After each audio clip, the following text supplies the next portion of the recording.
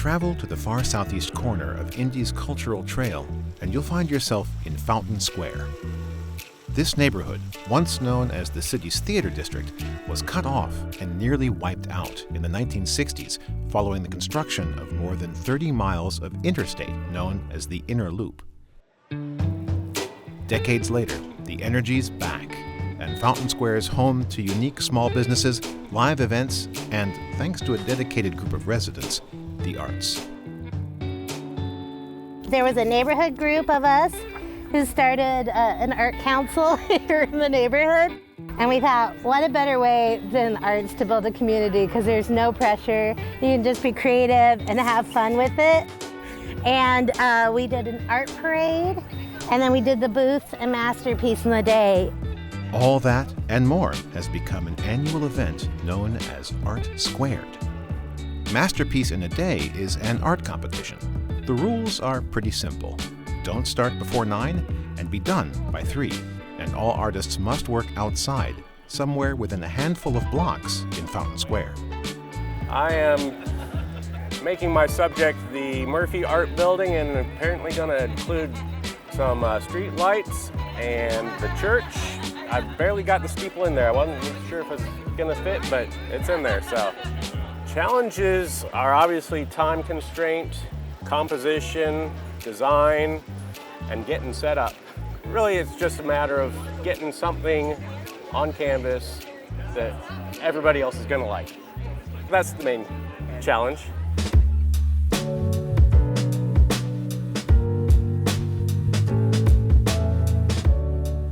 Well, you think about art in a day, I mean, that's a pretty daunting task. So I think what people do is one or the other.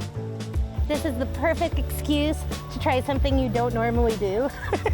And then the other part is you have folks who maybe have a little more confidence in something and know what they can get done.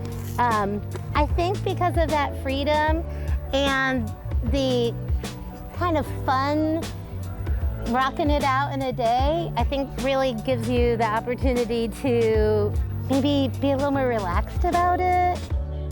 It is a serious competition, and we really do want good art, but we want everybody to participate, and we want things that are different and try something new, and I think that's really stuck. So that's why it's eclectic. There's no real theme. Just have fun and do it.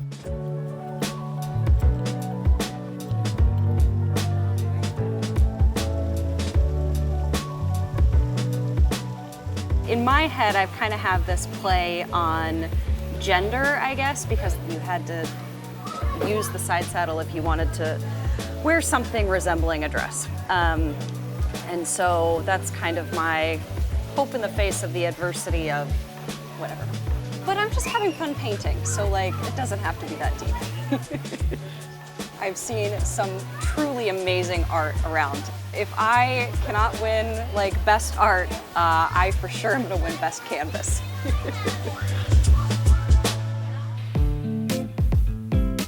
So I think the audience and people watching and seeing art in progress is the most important part of Masterpiece in the Day.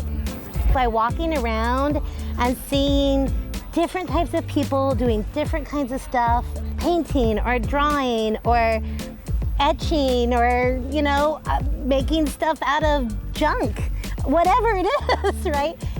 And I think that just sort of breaks down a barrier between like what you feel as an artist and what you feel is just an observer or appreciator, you know? It kind of brings the two together. I'm with the VA Art Group, and we decided to challenge ourselves a little bit and come out here with other artists and see what we could produce. We're all disabled veterans. We work through VA with an art therapist, and we're in a group where we feel like everybody understands us. Oh my God, it has totally impacted my life. Through art therapy, I have learned that whatever you create is art, and it has brought me out of my shell. This has given me a great outlet, and it has been a tremendous gift to be with art therapy. You know, this is the first time that I've done something like this. So it's going to be interesting. At 3 p.m., it was time for Lori and all her fellow artists to turn in their masterpieces. And win, lose, or draw, the day was a chance for all to celebrate art, overcome challenges, and explore a unique Hoosier community.